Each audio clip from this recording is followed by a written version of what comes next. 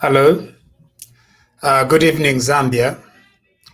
My name is Elias Munsha, and I'm coming to you live from Calgary, Alberta. I'm um, I'm very excited to be with you here today. Thank you very much for joining me. I am going to give you a few minutes to try and share with as many people as possible. Um,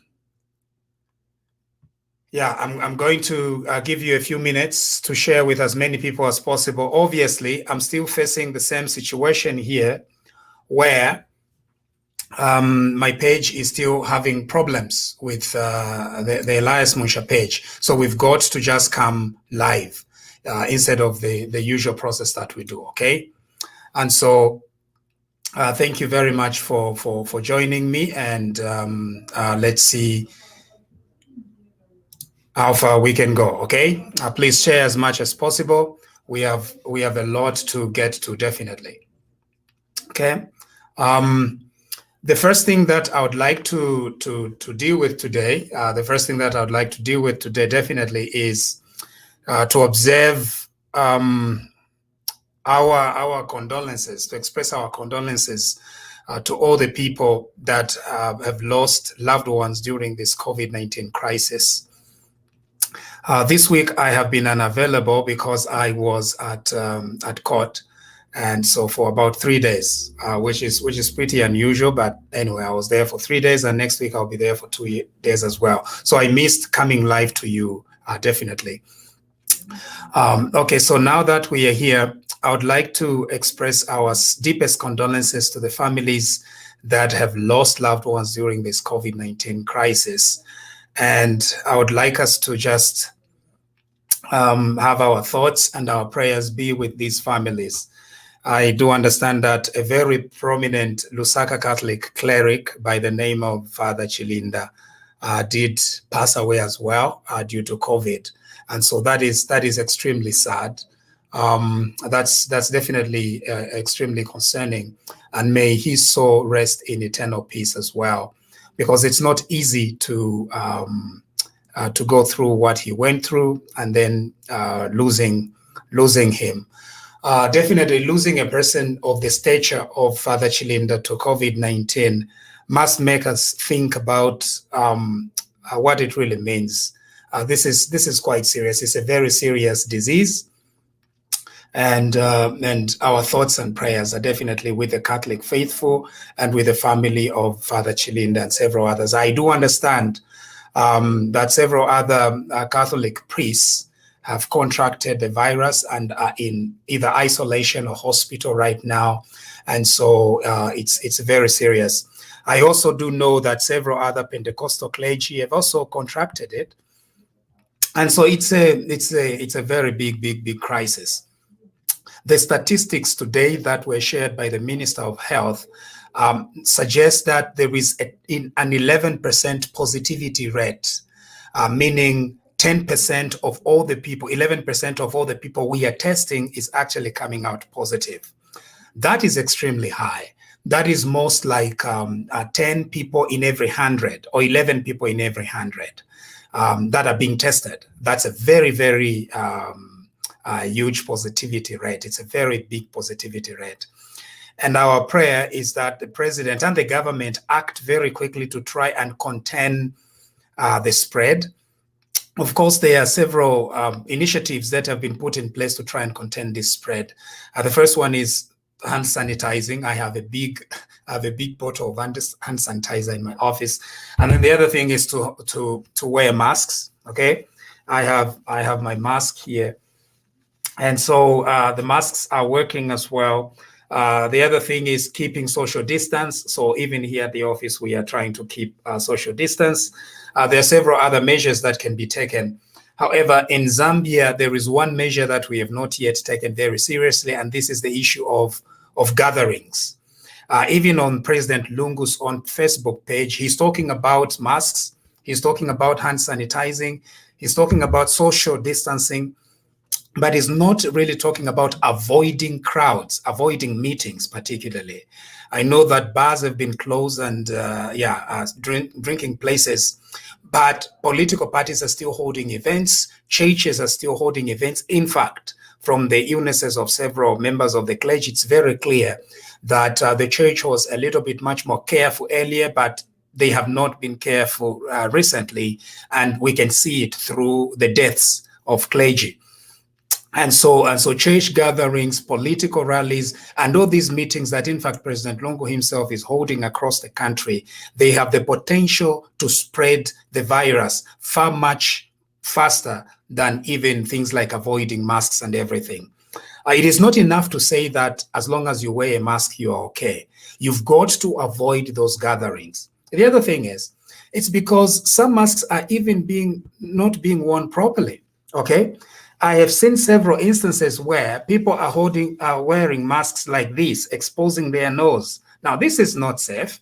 And about 90% of the people that President Lungu himself is talking to are wearing the mask the wrong way, this way. That's not right. You don't expose the nose. You're supposed to mask up properly, hand sanitize all the time, or wash hands, very important. Wash hands. We need to be doing this. But more than just these things, we need to avoid gatherings. That is just the thing. And the president is not modeling good behavior. One of the things that you do as president is to model good behavior. And by modeling good behavior, it's to show that you are avoiding all these large gatherings and large meetings. Avoid them as much as possible. We are not seeing that from the president. Just today, I think he was in Chinsali on Pika in a very large gathering. Quite all right, he's wearing a mask, but it is not about him, okay? This is the thing. The president should never think that this is about him. It's not about him. It's about the people that are surrounding him. It's about the innocent villagers that are coming to his meetings. Those are the ones that have the bigger risk of contracting and spreading this disease, okay? And the other thing is because the president is traveling with a party of Kampengas from Lusaka, and because of that, those people from Lusaka are most likely carrying the virus, and they are carrying it to all these villages. And our villages, if UTH in Lusaka or Mainasoko Hospital in Lusaka is not equipped with enough equipment, with enough oxygen, with enough oxygen tanks to help our people breathe that are suffering from COVID-19, what assurance do we have that the people in Mpika are going to have all these assurances? Are they are going to be taken care of? Those are some of the concerns that we have. And so the president needs to stay at State House. He needs to lead this country from State House. The reason is because we have this crisis. It's a temporary crisis, but it's a very lethal crisis. He needs to stay put and avoid these movements, because these movements are sending, first of all, a wrong message to the people of Zambia. 10% positivity rate, but as long as people are watching that the president is holding meetings, people can freely go ahead and hold meetings, and maybe the precautions that the president is able to have, other people do not have those precautions, and so it is leading to the spread of this virus. There's been good modeling from the Evangelical Fellowship in Zambia. They are telling their members to say, avoid long church meetings. Go there for an hour, try to social distance. But if it is possible, do not have church. If it is possible, do not have church. Do not have these gatherings, because these gatherings are acting as the ways by which the virus is spreading. It's very serious. Some of you are telling me to say that I am not mourning the passing of all the people. I mourn with Zambia today. We mourn together. There are so many, even people that are very close to me. They have lost several people. And so I mourn with you. It's a very, very sad situation. And I just hope that we are going to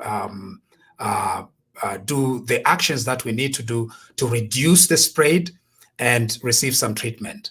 That's why vaccines are important. And I hope that we are going to get vaccinated as soon as possible in Zambia, even here in Canada. As soon as the vaccine is made available to me, I am going to take it.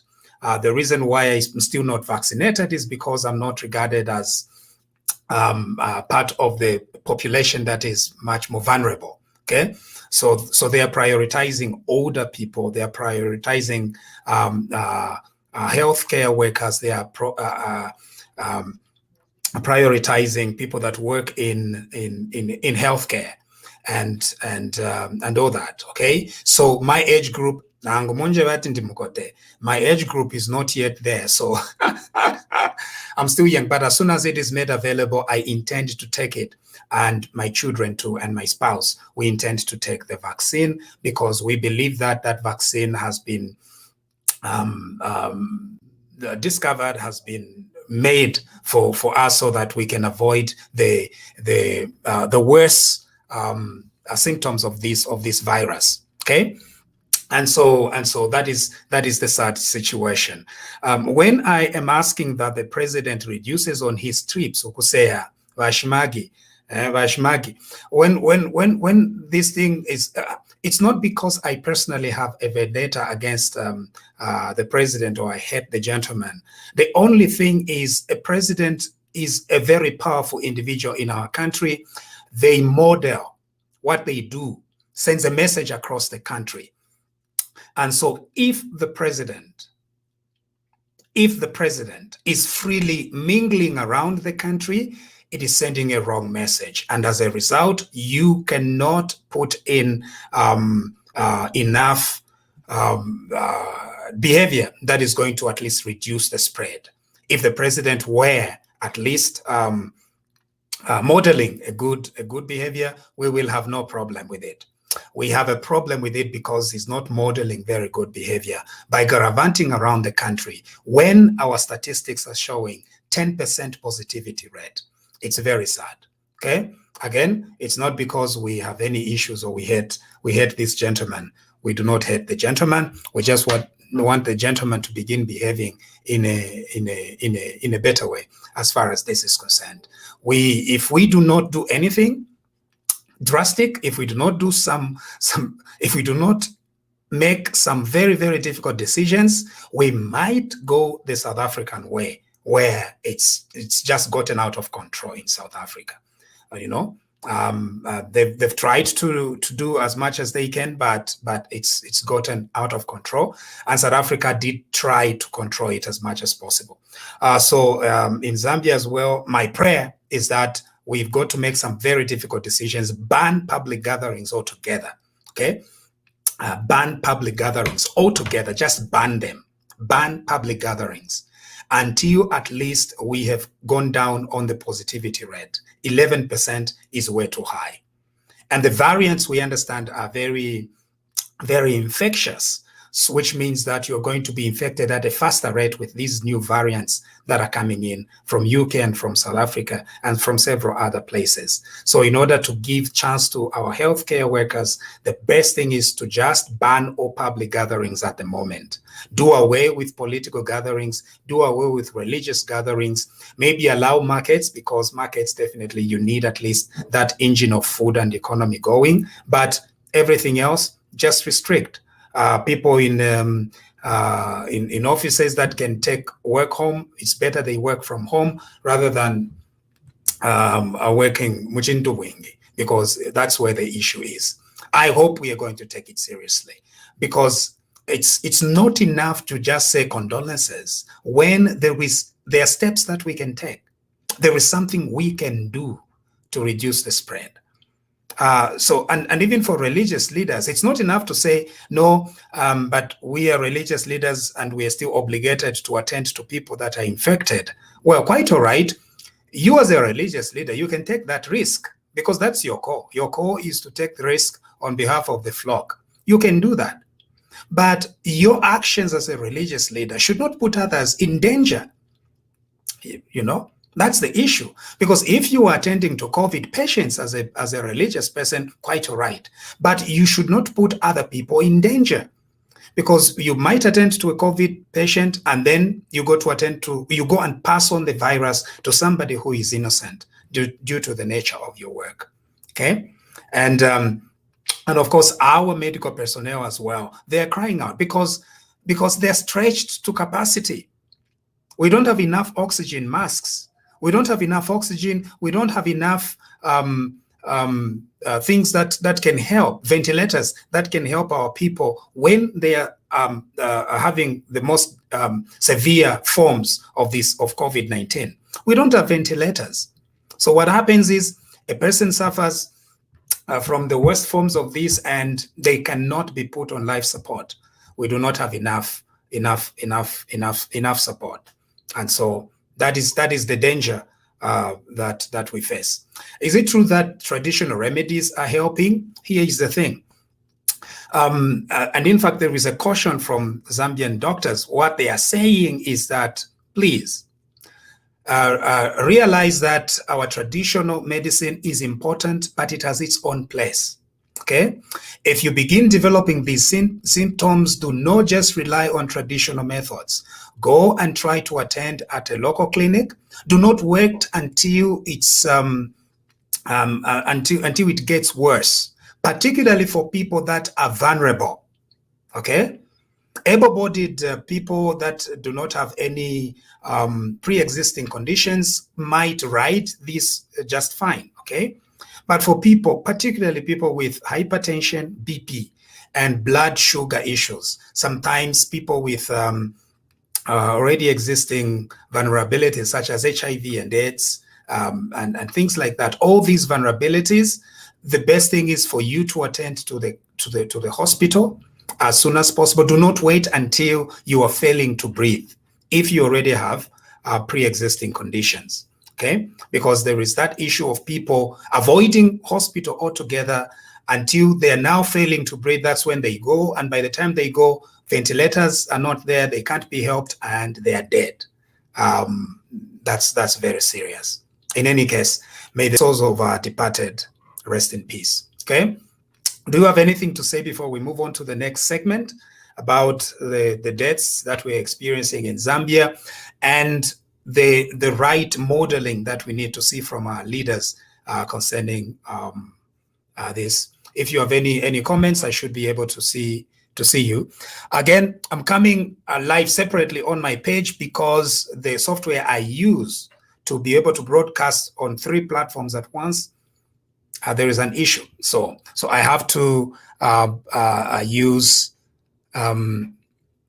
I have to use the live feature. So if you are on my page, I can see you, but if you are on the Monshalo page, yeah, yes, I can see you. So do you have anything to say? All right. Okay. So we can move over to the next segment. All right. Now the next segment concerns mining. Okay. The next segment concerns mining. The issue is the government of the Republic of Zambia, through KCM Investment Holdings, paid $1 to buy back Mopani copper mines. And after they bought back Mopani copper mines, they assumed liability for $1.5 billion. And the debate that is currently taking place in Zambia is if Zambia must nationalize the mines, what form should it take? Okay, I must first of all give my position and then look at how the Patriotic Front is handling the issue of the mines. Okay, so here is my position. Every country requires foreign direct investment, even rich countries, even wonderful developing countries like China. You need foreign direct investment. The reason why you need foreign direct investment is that you need to have that money to help capitalize your industries. It's very important. Copper mining in Zambia requires a lot of capital, a lot of money, and this money can easily be accessed if we have what we call investors. That is the reason why We want investors in Zambia to come and invest in every aspect of our economy. The first thing is we want them to bring their money, okay? We want them to bring their money so that when they bring their money, we can then use that money to develop our country. It is you as a government, as a people, who are using other people's money so that when they come to invest, you are using their money. The important thing with doing that is then you are setting the resources of the government free to do other things. Okay? That is where the thing is. When you encourage foreign investment into the mining sector, you are then letting other people's money be the ones that invest into your mines. Because it is other people's money that is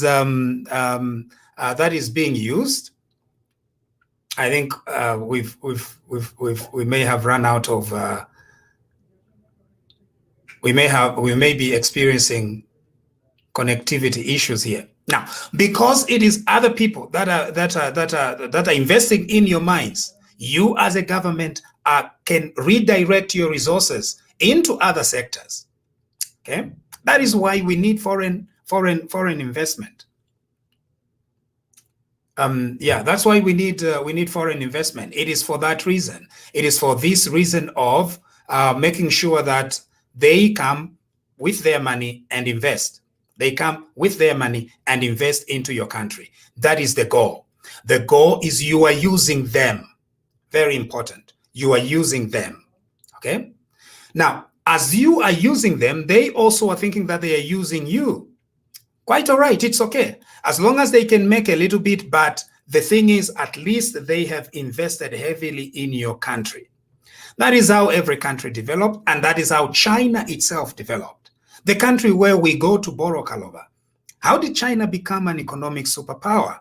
It became an economic superpower because it encouraged direct investment of foreigners, mostly Westerners. They went to China, opened factories in China, started producing goods in China for export to other parts of the world.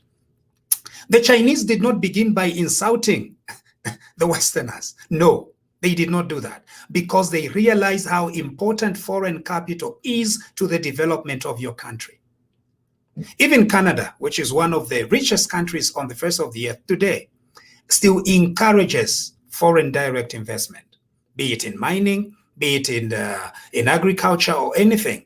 Still does encourage foreign direct investment. America itself, it still encourages foreign direct investment. It's a way to develop your country. Now, if you as a government have no plan, instead because you are a lungu no plan government, you have no plan whatsoever, you don't know where you stand. You are going to be thinking that things are a problem when they in fact are not a problem. Okay? So they shouldn't be a problem with foreign direct investment. If we are sending a message that we have a problem with foreign direct investment, then we are in trouble, in a very, very big trouble. We need to be very clear that we need foreigners to invest in our mines. We need all these multinational companies to invest in our mines so that we set free our money. If we do not attract foreign direct investment into our mining sector, the problem is that we are going to continue putting pressure on the mega resources that government has. So we are going to redirect funds that we have as a government, as the government of the Republic of Zambia, into mining, because mining requires heavy investment, particularly on the copper belt, because for the years we've so far been mining for about 60 years, even more. Let's include the colonial time, okay? British South African company, maybe let's say 80 years. We've been mining on the copper belt for 80 years. Naturally, the copper that was on the surface is now deep down inside the belly of the earth. And the deeper it goes, the more production costs that we have on the copper belt to produce the same amount of copper that we've been producing for 8 years. In order for us to do or mine the same copper that we were mining very easily in 1964, it is costing twice, if not 3 times as much to produce the same copper on the copper belt. If you are government, in order for you to have the machinery and the expertise to do that, you will have to spend a lot of money to be able to get the same copper out. What you need is to think like the Chinese, like the way the Chinese did it in their own country. What did they do? They encouraged foreigners to come in and use foreigners' money in order for them to produce the copper and tax it. That is the only thing that you can do as a government. You put in policies in place, employment policies, and then you tax people that are mining in your country. The problem with involving government in mining is that you are going to spread the same inefficiency that is happening at Ministry of Health. The same inefficiency happening at the Ministry of Health, you are now going to expand it across the board. And that is how nations sink. Government cannot run government. How do you then expect it to run a copper mine? It's not enough to say that because copper mines are ours. For goodness sake, even if copper mines are ours, we need to use a lot of wisdom. What is that wisdom? You let others come and use their money. And then your duty is to tax. That's it. You make your mining attractive to foreign investment. You as a government, you have minority shares to keep these mining companies in check. You tighten the production chain. You monitor, you put in measures that are going to monitor how these mining companies are behaving. That's it. But this idea that you as a government are going to be mining simply means that you are going to spread the same inefficiency. How can a government that supplies defective condoms to its citizens run a copper mine? Now, I'm not saying that Zambians cannot do it. Zambians can, and Zambians are running a lot of companies around the world. Zambian engineers, Zambian mining engineers, Zambian chemical engineers, Zambian doctors, Zambian scientists, they are all over the world working excellently. It has nothing to do with the ability of our people to run things. It has everything to do with the government machinery. Government machinery is prima facie inefficient. So now you are expecting the same people who supplied you with broken condoms to be able to run a mine. They won't. They can't. It's not because they have no ability. It is because the system itself won't allow.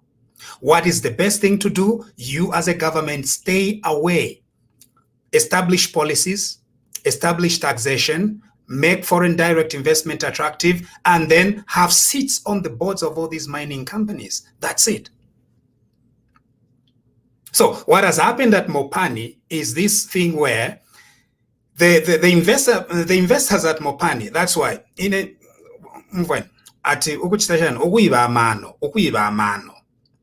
it's very important. Okuiba mano means you call all these Mopani people, investors, Glencore. You ask them to say, how much are you willing to put down in order for you to get copper out of this mine? How much money are you willing to put down? If they tell you that they are willing to put down, then you realize that there is something more in this copper. There is money to be made here. But if they tell you that they are not willing to put any money in, you've got to study this issue very well. You've got to study it. You cannot just say, no, we are trying to save jobs. Quite all right, you can save jobs for the elections. But you need more than just saving jobs for the elections. You need more than just that. It's not just about the elections. It's about planning for the economic strategy of your country, planning for the future. Those are some of the things that that we need to be working on. But this government seems to be very short-sighted. So you assume $1.5 billion of liabilities on that mine. and you say that you are going to be digging it yourself. In order for you to dig this copper, you require to capitalize that mine using billions and billions of dollars. So you as a government, you're going to borrow somewhere else in order for you to capitalize the copper mining at Nkana and at Mufulira. So you're going to borrow how much? Let's say that you borrow another 1 billion, which means your liability now is not just 1.5 billion that you're supposed to pay Glencore. You're now supposed to pay you are now supposed to have an extra 1 billion or 2 billion in order for you to recapitalize those mines. And then there are other daily costs like jobs and everything else. So you realize that by the end of the day, your liability has grown to about $5 billion as a government to keep one mine open. On the other hand, it's not that you are going to now operate this mine efficiently. You already supply defective condoms. So the same culture of defective condoms is now going to be multiplied over to the mining. So instead of supplying good tools that are going to help our people to mine the copper, you are going to supply them with defective tools. That is the problem. Okay. Some are saying that, Munsha, what you need to do is to encourage that we tighten the systems. But you cannot make a decision, okay, on the basis of what should be. You make a decision on the basis of what is currently happening. Until you tighten whatever you need to tighten as far as companies are concerned, today's parastatal model in Zambia is inefficient because it is subjected to the ruling parties and the wishes of the president. And that is a major problem. Decisions are being made, not business decisions at all, they are political decisions. And as a result, that sinks business anywhere around the world, okay, except in China. But the China model is completely different in the sense that in China, at least, the Chinese Communist Party, it's an autocratic regime. And what it said was, corruption, you are dead. When they catch you with corruption, you are dead. But in Zambia, we've got several strengths. We are a democratic state, and so there is a very good foundation on which we can lay. But people ignore all these things, ignore the law that is going to strengthen any parastatal structure. And then they're saying, no, let just government take over Mopani and we will be okay with it because it is ours. No, it is not ours. Ministry of Health is ours. What happened at Ministry of Health? Defective condoms. What has happened in hospitals? There are no medicines. What happened with ventilators? There are no ventilators. What happened with COVID money? It was stolen. What happened with 42 fire trucks? $1 per fire truck. That is the same culture that you are going to multiply over at Mopani. Okay? The system is rotten, and the way to cure the rotten system is not to try and multiply problems. It's to limit problems as much as possible to yourselves as a government while you let private enterprise continue doing it and attract foreign direct investment. That is how nations prosper. That is at least the vision that I think is going to reassure the development of Zambia. But there is a lot of conflating. Most of our people, they conflate patriotism to our country with following political leaders blindly. I have no obligation to like the Patriotic Front. I have an obligation to like our country. I have no obligation to like policies of the Patriotic Front, but I have an obligation to love and keep our country united as one country. That is patriotism. Patriotism to the state, to the Zambian state, to the Zambian viability as one country.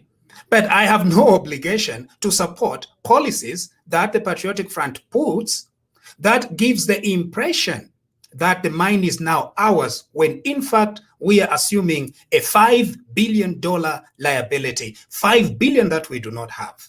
As a country, we do not have that money. And so what will happen?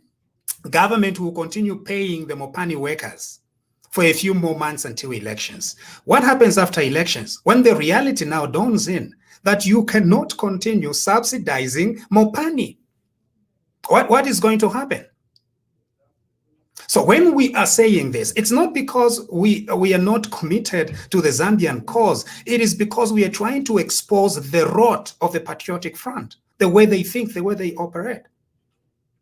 Now, some of you accuse me to say, no, Munsha, taurelanda bueno about this government. Now, Mao Samba, Teine, it's not I. Mao Samba put up a status about this deal that they had at Mopani. He asked several questions. It's not me who was asking these questions. Bantu inimulanje batawe walikuwa tishakanwa so ndiwakanwa. Okay, quite all right. No, but these questions were not coming from me. They were coming from Mao Samba, mayor of Lusaka. His worship, the mayor of Lusaka, and PF member.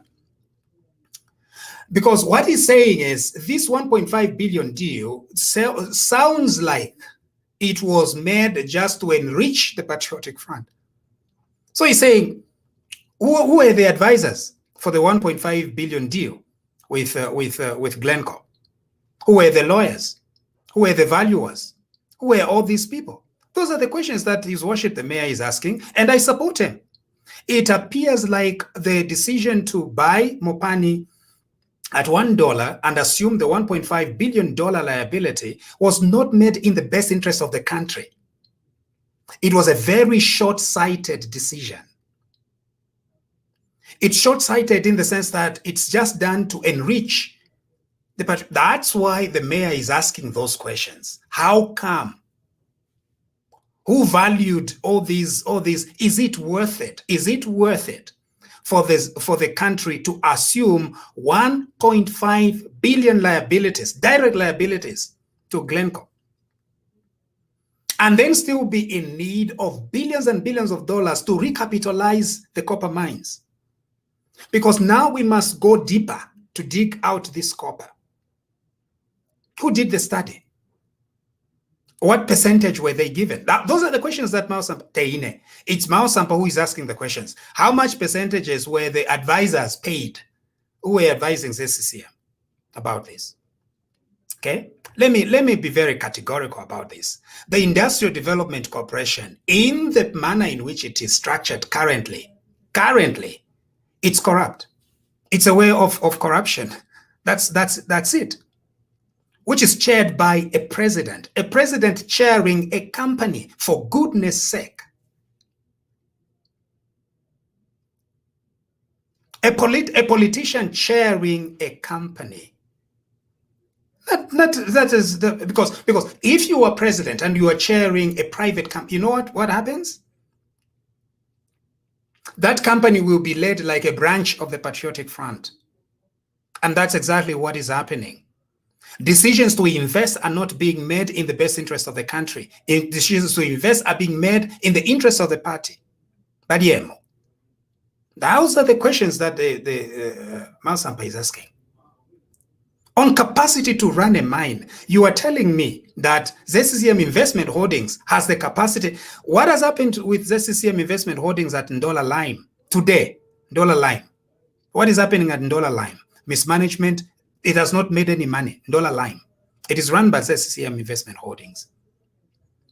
And tomorrow we are saying that ZCCM Investment is going to run Mopani copper mines. Okay? You asked me about solutions, and what I see is the best way to do. Here is the best way to do.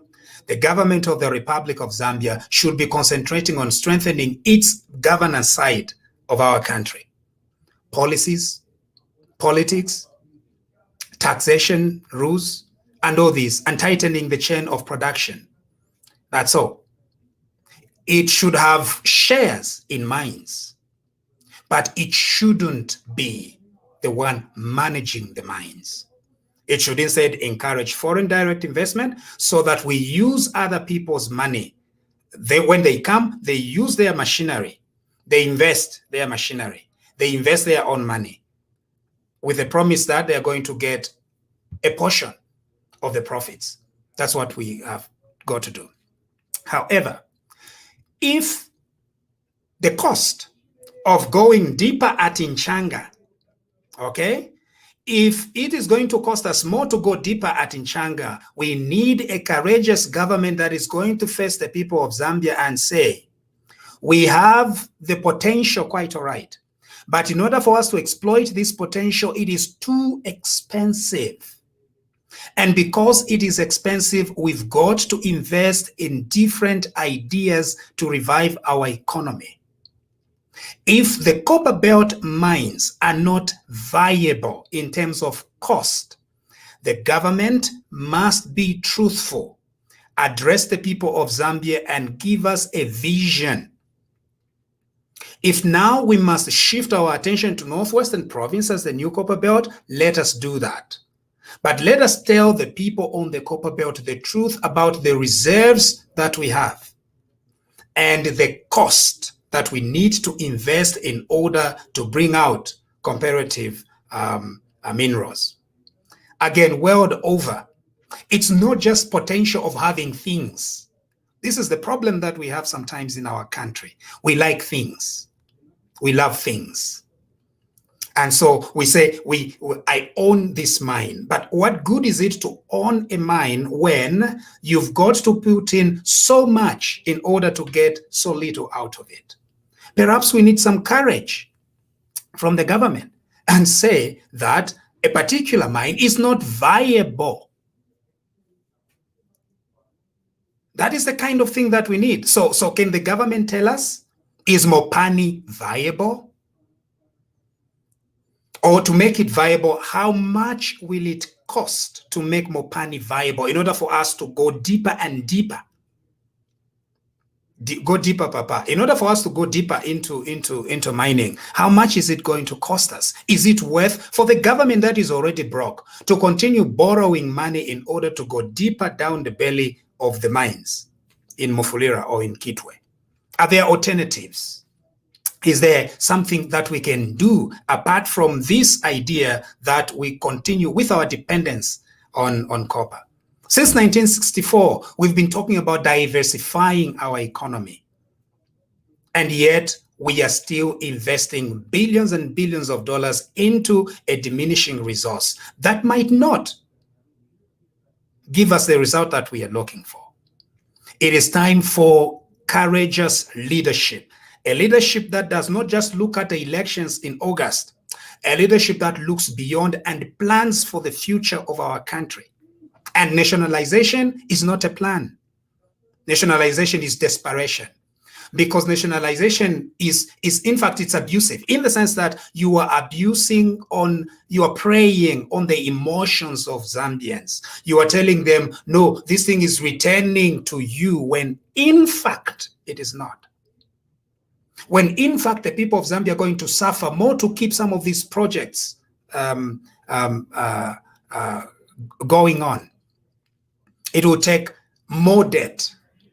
And so if you are a Kalowa government with about $20 billion worth of debt, you're going to be getting more debt in order to keep all these wheels of these mines going. What we need is a commission of inquiry, and an inquiry into truth. What is going on with copper mining on the copper belt? What is going on with Nchanga? What can we do? We need the truth. This idea of katwishi, it's not been helpful at all. What is going on? What is the issue? Why can't we keep, if we can't find investors, what is going on? What is it that investors are seeing that we are not seeing? You know, we have spoken about the economy. Farming. We are talking about IT, you know, startups. Funding startups, you know, several startups around Lusaka. IT, where is their fund? Where is the funding? Why isn't the government directing part of its attention to these things? And they are cheap to start with. Because all you need for a startup is to buy someone a computer, buy them a very powerful internet, and you let them, and you are investing, you're giving them so much money per month. You know, you get some shares and you encourage those startups. That's the economy of the future. If it's agriculture, you invest not only munkasu, ulukasu, no, tractors.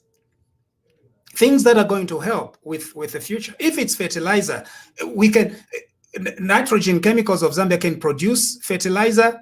It is undercapitalized. There is confusion over there, and you can't understand how we can be running our economy like this. It needs fresh ideas. Zambia needs fresh ideas. The ideas of the Patriotic Front, we've seen it, and the consequences of it. Okay. Any comments on the economy? Because and some tell me to say you shouldn't comment on mining because you are not an engineer or you are not a mining expert. It's nonsense. To say that I can't comment on mining because I'm not a mining expert is as ridiculous as saying that somebody should not comment on load shedding because they are not an electrical engineer, or that somebody should not comment on Owunga mill meal because they are not millers. Okay, it's the same as saying that we cannot comment on the delivery of medication to our people because we are not pharmacists or we are not doctors.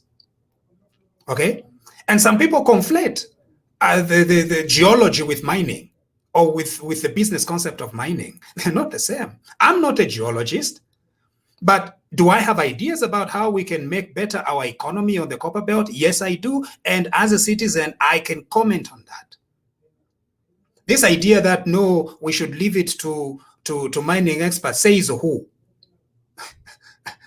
We've got to talk about it because it concerns us. And business is business in any case. So we shouldn't say that only the mining experts should be talking about whether we should buy Mopani or not.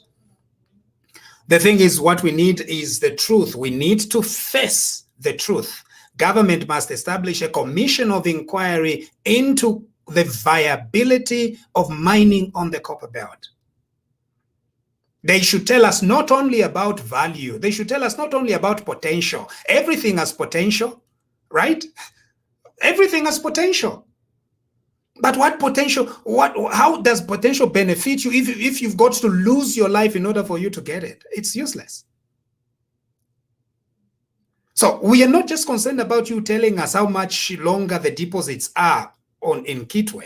They can be 50 years, but if we have to borrow billions and billions of dollars in order to get it, then it's not worth it. Let's concentrate on Northwestern Province.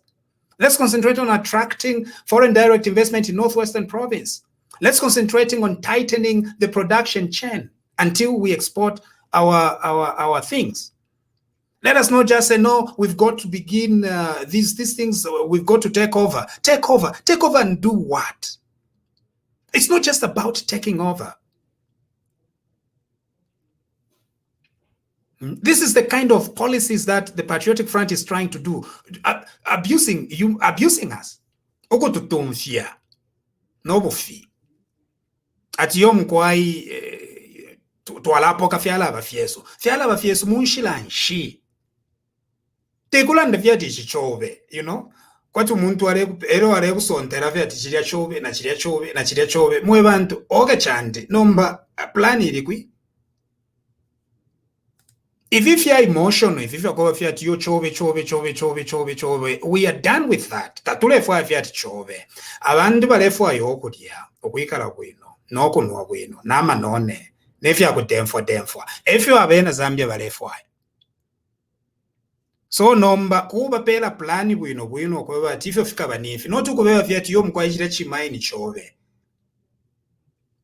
Bantu na umwanje bati nchanga yande. So that what? Iyo if you abantu balefwa ya kudya bwino, okudya bwino, nokwikala bwino, nokulala bwino, nokunwa bwino, nokubuka bwino. Efyo abena Zambia balefwa. So kanshimwe pamongo obuteko mufuire mu abebe ekishinka abena Zambia okuba tulefu okubomfya abasungu icyuma cyama Chinese ejo tulefu okubomfya muno mukyalo pakweba ati ngabachayisa ifo pamongo obuteko tuleshita fyo muti tule making a sure okweba ati abantu nabakwata ba doctor baleria bwino enchito ya buteko iliyo mulekere besa ababambi aba namukwata mu ama shares namukwata mu mine Nama directors na barekara on those boards. Lelo imwe pamongo obuteko. You are just concentrating on things if yakwafuirisha kwa abantu. obwafya bwakubati ubuteko nga bwayitumpa mu makwebo ayin ubuteko nga bwayitumpa mu makwebo tafibomba bwino iyo pantu ubuteko tabumfwa nibuchintomfwa nibuka bwalala bwafya nga mwaleka lungu ate lungu webo lungu wekateka kairi nombaba mining manager pamopani taka bombe bwino mulandu wakwe bati tuliotumisango ototwasanga ku Ministry of Health akatuleta kuisa na kumopani kwine akaleta kutumisango tumutwine nomba from defective condoms kukawefe ama defect fyonse fikaba defective FF yalo fiona ikila iyo tulera ndefite mulandu tatulera ndoko bati yo mkwaitu walipate chalo twalistemo echalo nomba ishimisango ishakwe bati you want to nationalize no kubepa abantu ati fieno chiba abantu tabale chita benefit tabale eria bwino iyo bale chula iyo mkwai ero nomba mwalunda ponokula bakongwela ishinkongole ikaloba bakongola balungu mwebo lekeni miebe mwebe na Zambia ninkongole shenu bale kongwela pamutwe wenu baya mukukongola pamutwe wenu bakongola pali mwe ati imwe mubatumino we akongole ikaloba ero nga bakongola bale itwala vimu vya kutwala mulifika tuishi bwafya bulipo baya mukuchita invest mulifika tuishi kanshi apata pali plani yo ififya kumopani ifibachitire kumopani ni inshira ve yako ibiramo efi puishe ba mausamba teine bantu ine mulanje bati ndi wapakanwa teine iyo nderanda ni ba mouse samba ebe puisha ya makwesha na yako bati bushe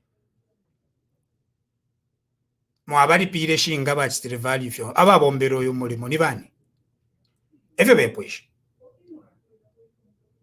teine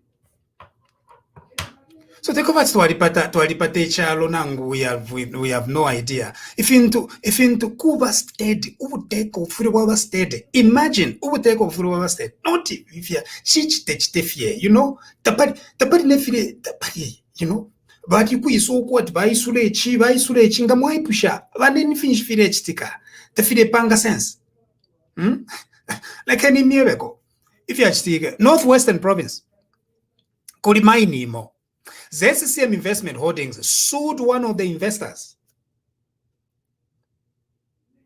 Atikwali kwempia shimweshita shabo mbele bwino. KCM sued one of the investors. Government stopped it. Mama nefichitika. Bwafya bwabapo. Government is inefficient. No. Icho tulefu yakubo mfimpia jaben tulire po naifwe pamongecha okulira po ayin okulira pa mpia shaba sungu efyo balira po pa mpia shaba sungu mwabeta tiseni bena bale mona kwati bale emirira na imwe kanshi mule balira efyo ama Chinese banonkela aba Chinese mulema what happened to their country bayitiri abasungu ati mwe basungu iseni bayebere abasungu ko bati if we do inona yesuka kuna ku China iseni chadiba mu China ama industries yabasungu nefyo mfwere ififine mfwere ngamwa sayisula bwino mwalamo na made in China na Nike ifyo mfwala ngande exercise Nike ya ku China ififyonse Apple Watch ifinafyo nama computer yonsa ya Apple nafyo nama phone ya basungu bachita design but bafangira kwisa mu China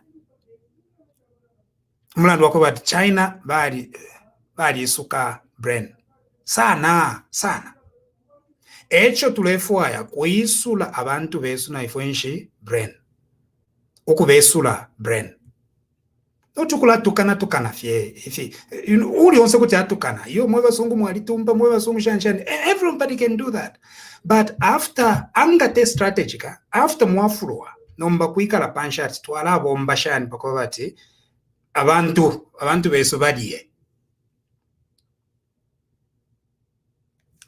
nombe file chitaba PF te bantu ati yo abantu badie no bare bapie bare fwa fyo kuyirira bene bare eria beka nama none bare onfwa beka everybody chitire vife bare chita it's not because of the people of Zambia. They never protected Zambian workers. since 2011, never protected Zambian workers. Leirelo balanda tiyo baashta mine at $1.5 billion. Even more at they are protecting Zambian workers. Ngabali kuisa said. They were mismanaging everything. New plan, new vision, very important. New vision, investment in alternative economic activities.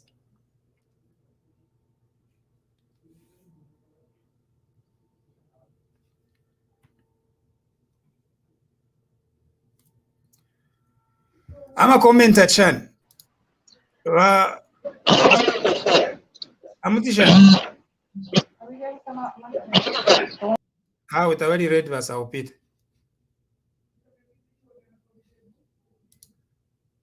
Sylvester Mwinga, but they do contribute to our GDP. I have no idea what that question is all about. And I'm sure 100% that Elias contributes to the GDP, of course. If we're more diasporas, okay. So what should be the diaspora policy? What do the diasporans do? Okay. Every country, richest countries all the richest countries have a very influential diaspora. That's it. Extremely influential diaspora. In fact, China, again, let me go back to China. The way China developed was Golim Chinese waya mukubombera abasungu ero wabwera ku China red carpet ubuteko bwakuita buti wale bomba shani evichaba beri kuma Chinese ama Chinese tabale tuka abantu babo abaleya mukubombera abasungu no nga wabwekera mu China red carpet bakuita pambali atarelo ndolola kaliaka chemical component kaliaka bomba shan ain nombo bwafe wakubati twalikwata diaspora policy kulusaka which was launched by the vice president launched diaspora policy iya ipuishe abena Zambia abayikala in other countries ukwati balete ulupia lwabo balete na technical expertise balete mu Zambia yakwi tumfuafie ama economists insulting us there's an economist who is insulting the diaspora and you are like, is this a serious government?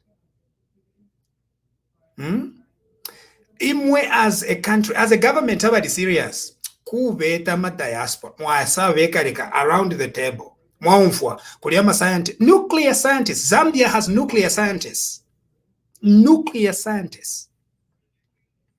Now a lawyer, but who pays attention to lawyers? Anyway, nuclear scientists, it has medical experts, it has mining all over the world. Kubeta, ngaleta ndala diaspora kumuita ku office aleiwe red carpet. That's what happened, because they are contributing to your GDP. Because baratumako aka no kaliaka no ngabatuma ba diaspora kala afuirisha. So imwe pamongo obuteko nomba kula bachita encourage sana ma diaspora ko bati bakonkanye pokula tuma, you know, na imwe buteko nango uko bafu. That's diaspora policy. Number yo mukwaimo ba diaspora, what GDP are you contributing? They are part of the GDP. When you are counting GDP in Zambia, you count remittances that the diaspora are sending. But on the technical level as well, you need to encourage them. Kuba temwa, one Zambia, one nation. Fidafine tuala ndogo wata wabemba na wena chipata wafuiro kula itemwa. Na ma diasporans na wena, if anything, mufuiro muapanga na specific desk for diaspora. Yago diaspora guys abwera wangu mwa chitashani mwaiva kwa mano very important okuiva amano shiranda ba diaspora abamulomo bali abayomfwa no then ba diaspora bali abatekanya ero bengi Mwira mona fine tuwa kwa to mulomo foye kana pakanwati yo. We are the only diaspora yo. Kwa aliva aba diaspora abengi abatekanya bwino. Abashaka watana pakanwa. You need to identify them. No kuiba mano from them as a country. Evecha. Dambisa moyo. Wali muitapo dambisa moyo kulusaka. Zero. Zambia, dambisa moyo. Didem about China. Didem tapa minister taba muitapo atarei sako. So isa tuchiteko exchange to my ideas. Bamuseka fiat. Who is dambisa moyo? Ngati tako criticize pa no namu policies that what is she talking about? You can't take embwa mano kuishiba. In strategy te kuchita chite if ya isa fibu mano mwachita tamwa kwata plan tapali plan it's not hanging anywhere. Diaspora policy it doesn't hang anywhere. Kamilondo rwera kona na riyeshanje bere ntwale kona tutu apakanwa pano nja fuisheko in the areas that I can help tafya endere kwino yo. Kamilondo rwera tafya endere kwino yo. This is, and it's because of government. It's because of leadership. Everything rises and falls on leadership. It matters what leadership you have. This is not about diaspora. But diaspora bari kwatako tumo expertise. And I would advocate bari abateka nyako haini. If mwira fwe pakanwa mwira tupendera. But there are so many. Abo mfuremu wapika red carpet. I'm a nuclear scientist. I'm a medical professionals. I'm a professors of shanshanyo. Baisa batupanda kwa mano. If you go to the business, if you go to the way shanshan, you are working collaboratively. There isn't two Zambias. There is only one Zambia. One Zambia, one nation. Konso kudi umwina Zambia. Na kukwine niku Zambia. That is how you develop a country. China, FAH that develop. Na rerodi na Chinese. Ba isule mpanga. Kono kuine ku Canada. Eko badi. Defu mafi pansa hapa Chinese. Ama Indians. Ulefu mafi pansa hapa. Ama Indians epo badi. Nga babu wekera manabobe ene bala basunga bwino pakwe bachani. Batwale kwa amano. Amano ya basungu. Batwaleko. Ichalo chako alesa. Abasungu, ama Chinese, na ama Indian, bonse, na fema Africans, tulibamu bene. Tulibamu bene. And so that is what it means. Ugu take up wino. Nombo buwafye wakwe badi. Ifu fema, dimwensede, tumona kona kalimo kuponta a plan. Pandu kuponta nensere, fya kumfuisha wino tuwaponta. But at the end of the day, you need a plan to plan. You need a plan. Chokanshina as a post-Africanist, he approach to a pan-Africanist approach. But first of all, you pangasa nechongo no bukadi. Obukadi wali very important. But the plan yo. Ngale pan and shike any plan. Pakwati tekula shoba fiat you if you basungu fiat tumpa. Kwena kutualanda. Number at the end of the day. Now what a plan? Give you a Chinese, give you a Indians. No, but most of our countries are tapali plan. I'm a political leaders there, so before I fear to stay forever more power without planning anything economically for our countries. Ngakwaba ko plan, tabako ngana ma plan vale panga. No. So for abo lero bali kuisoka, lero bali kumirenge, isura few to no plan at all. Busy supplying defective condoms. Ama condoms ya Tolika. Busy supplying. No plan. $1 million each bala. $1 million fire trucks. No plan.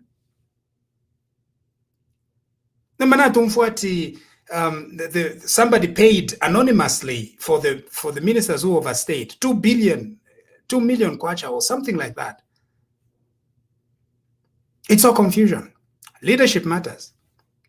And the reason why I talk, it's because the government of the Republic of Zambia, so ine danjirako abo ebo danjirako. Me, I'm a critical voice to the Zambian government. I'm a critical voice. That's a perspective from which I come. And the reason is because government requires critical voices.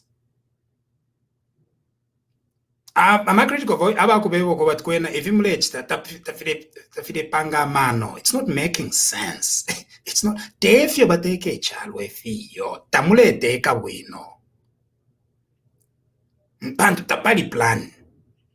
Tapali plan tapali yo tamtantike wino efinto. Instead of you acting, you are reacting. Leadership yaba reactionary. That's not tefe bateke chalo yo. Elo vivya kubata tutakwaba ama options. We have options in Zambia. If you kubata no, we should continue under this leadership because that way. No, we have choices. We have options. Why should we be condemned to mediocrity for good? No. Specifically, as far as I'm concerned, I don't do this because I don't do this because I am somehow eyeing a certain, because some of you think that I'm doing this because I'm eyeing a certain position. If I'm eyeing a certain position, I would not be doing what I do. Right? Because I'm not safe. I'm not politically safe. I'm not a politically safe person to associate with. No. I do what I do because on the day of judgment, the reason why I do what I do is because I'm concerned. On the day of judgment, what did you do? Therefore, when the government was doing things, I stood up to speak for the poor of our country. That's the only interest I have. So they event your positions. What are positions? Is a person who is trying to be Minister of Justice, do they behave like the way I behave? Do I look like I'm trying to audition for the Minister of Justice or a Minister of anything? No. I'm just speaking for the poor. That's it. Speaking for the people of Zambia, speaking for the people of the Copper Belt would require the truth. I'm speaking for the poor. That's the only job I want. That's the only job I know. Pantu kwena nganiwewo kateka elole for a Minister of Justice. So isa mukusonta ine? No. Kwati baba ichindika kuyino ba minister aba ngawawa manonoko bomana aba eba Minister of Justice. Nefyo benda fiali palako. Nefyo bafuala. Nefyo balanda fiali palako. Inendandira ko fia balanda banandi epela. That's all. That's the only interest and concern I have. But on the day of judgment, there's a what did you do about those substandard condoms? Honey supplied. At Mukwaina Rirandirako, our pay force leaking condom. Nariba Randirako. What happened to those people? No, by the soldiers.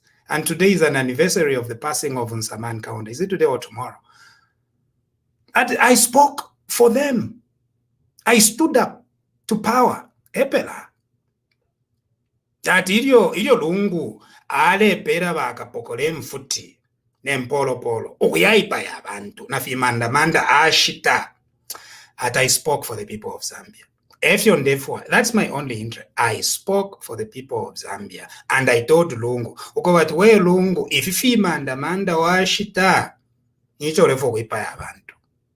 Epela. There is no security. Tamuri security muni fifi manda. Nefi futi polo. Ero wapera wakapokola tike paene. No, it's not right. And we spoke up against those things. Not that no, we tolerated it and we kept our cool because we wanted to be Minister of Justice. Minister of Justice for what? What good are all these positions if we are not serving our people?